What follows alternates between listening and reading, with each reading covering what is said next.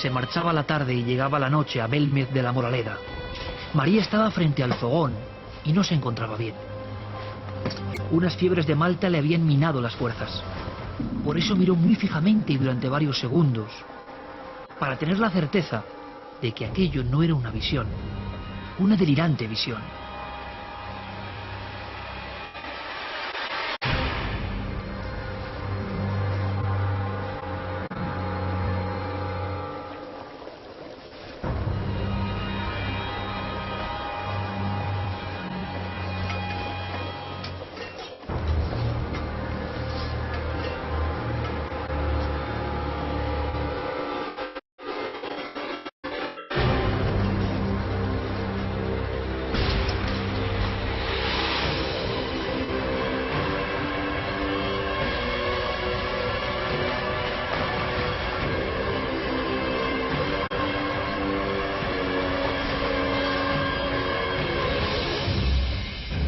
Un rostro.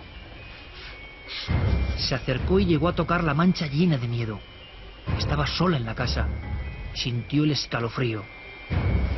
Allí mirándole, fija y grotesca, había una cara terrible.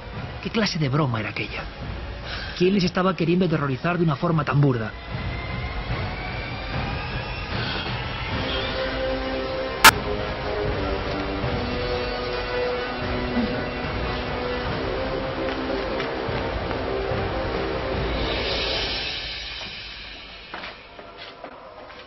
Miguel, el hijo de María, le daba vueltas a la cabeza. ¿Cómo era posible? Se repetía una y otra vez, mientras frotaba con lejía aquella faz ovalada, tosca, provista de bigotes, ojos inexpresivos y la boca entreabierta. La dueña de la casa, mientras tanto, permanecía en silencio, asustada, como sabedora de que todos sus temores se iban a ir confirmando poco a poco. El paño pasó 1 y 100 veces sobre el rostro, sin alterarlo en lo más mínimo. Allí seguía, desafiante. Y Miguel notaba cómo su ira aumentaba. ¿Qué clase de pintura habían empleado para asustarles?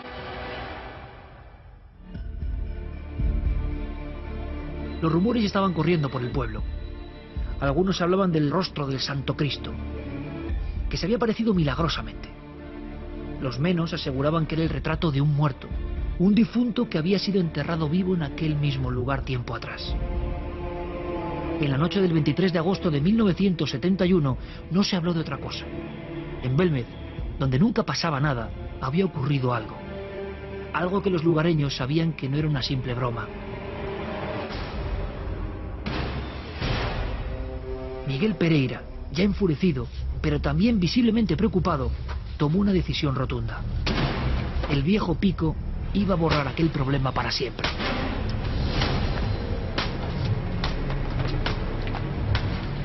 Pero por desgracia, para él y para su familia, se equivocaba. Para que mi madre se quedara tranquila, pues cogí una herramienta y lo pegué y lo quité de allí. Cuando una noche estuvimos allí cenando sobre las 10 de la noche, pues así.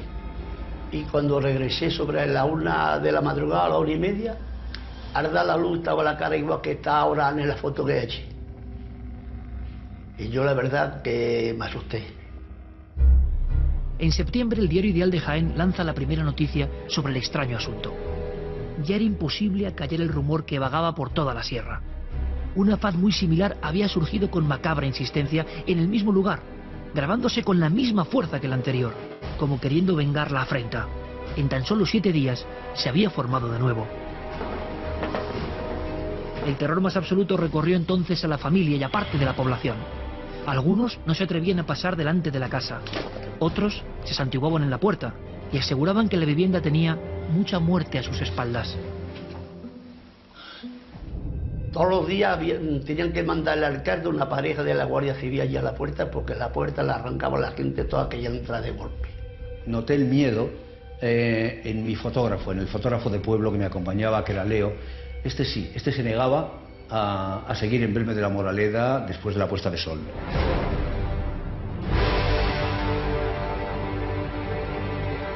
Lo que pocos sabían es que otros rostros, como un racimo tenebroso, se estaban asomando poco a poco al cemento, aflorando precisamente en la zona de donde había sido extirpada la primera faz a golpe de pico. Sobre el rellenado de nuevo hormigón, surgió en apenas un día esta efigie, completamente diferente. Muchos decían que se trataba de una mujer, alguien con pánico, con terror.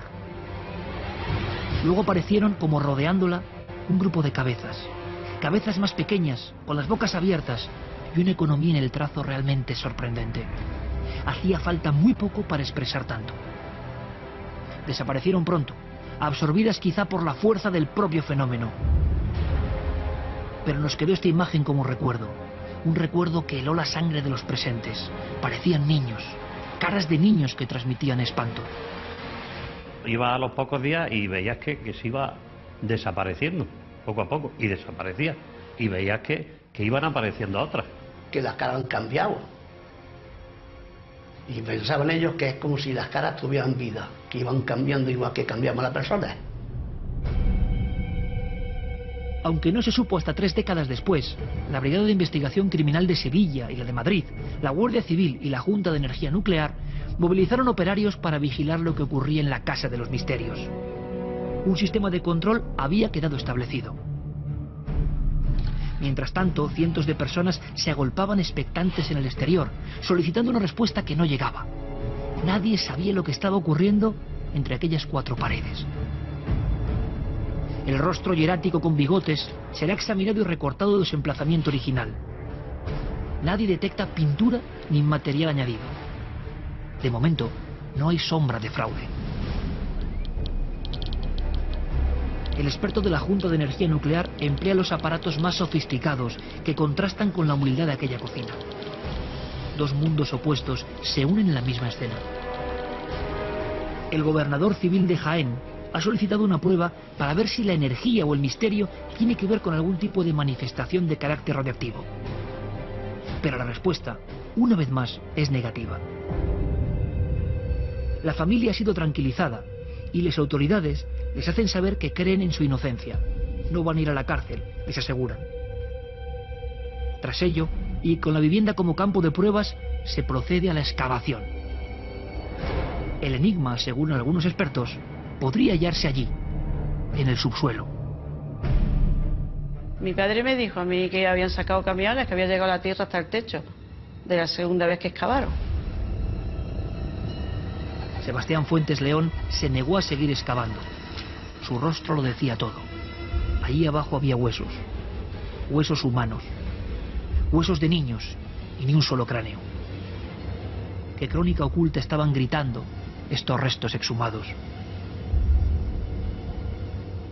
Eran de personas pequeñas, de chiquillos, muchachos así de 12, 15 años, 12, 13 y para abajo. Había al lado un canasto con huesos y pregunté y me dijeron, sí, esto en las excavaciones que se han hecho, o sea, cuando se ha retirado el cemento donde habían aparecido las primeras caras para sanear aquello, pues encontraron huesos. Curiosamente, ninguna calavera, ningún cráneo. Eso lo echamos aparte y se lo llevaron. Eso ya no, nosotros ya no lo vimos más. Las autoridades me tuvieron parte ya en aquello y la cosa estaba muy complicada. Y ya no pudimos apenas ni hablar. El hallazgo intentó explicarse por parte de las autoridades para tranquilizar a una población sobrecogida. Mientras tanto, en pleno silencio, la imagen de un feto había surgido en el suelo de cemento. Era clara y dramática. Una criatura que observaba, aún unida a su cordón umbilical. Para no pocos eran los recuerdos plasmados de lo acontecido allí a lo largo del tiempo. La propia casa parecía vomitar su dramática historia en imágenes. La puerta se precintó ante el notario y lo dejamos 3 meses aquello encerrado. Existen documentos oficiales de lo que se hizo. Bueno, pues cuando se volvió a abrir la puerta, pues aquello estaba igual que estaba antes. Habían desaparecido algunas caras, pero se habían renovado con otras nuevas. O sea que aquello continuó, yo creo que con mayor profusión de imágenes que las que tenía al principio.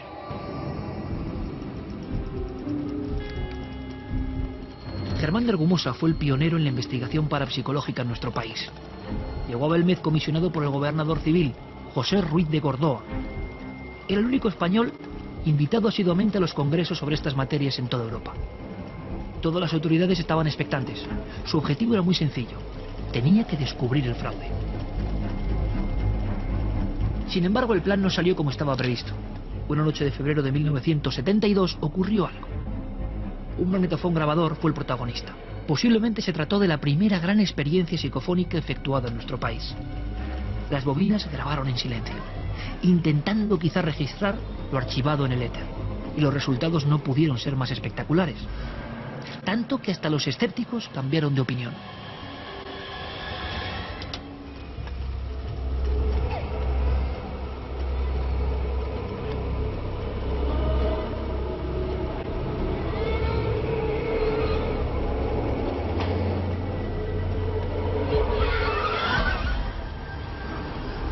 Se sentía el chiquillo llorando, otro también se sentía Sofía, otro sacame de aquí. Y a mí no se me olvidará nunca, pues, porque te ponía los pelos de punta, en unas voces de niño sobrecogedoras, te ponían los pelos como escarpias, y que no se sabía exactamente si era angustia o era alegría, pero eran gritos inquietantes de niños, de bebés. Y juro que nadie dio gritos ni había niños durante las 3 o 4 horas que estuvo abierta la grabadora. Eso es una cosa pues que no olvidaré nunca. Ahora me preguntas si esto cómo se explica, pues no lo sé, pero sí puedo dar testimonio de que se produjo tal y como lo estoy contando. Las caras hablan. Eso dijo el diario Pueblo, que dedicó 20 contraportadas a los rostros de Belmez. El asunto estalló y se convirtió en fenómeno sociológico ingobernable. 10.000 personas al día llegaban al pueblo del misterio, al pueblo del milagro, al pueblo de lo inexplicable. Mientras tanto, silenciosamente, como por arte de magia, otros rostros muy distintos aparecían e iban contando su historia en el cemento. Unos surgían, otros se esfumaban, pero nadie de los presentes podrá olvidarlos nunca. Su impacto en la psique humana era muy profundo.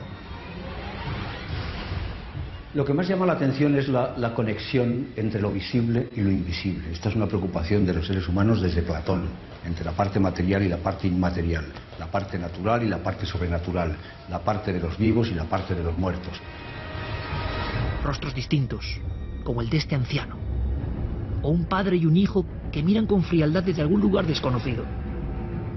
Junto a ellos, una faz monstruosa y de gran tamaño saliendo ya de la cocina. O esta efigie calva con los brazos cruzados. Diferentes estilos e iconografías para un lienzo delirante e incomprensible. Un jeroglífico que nadie en aquel instante podía resolver.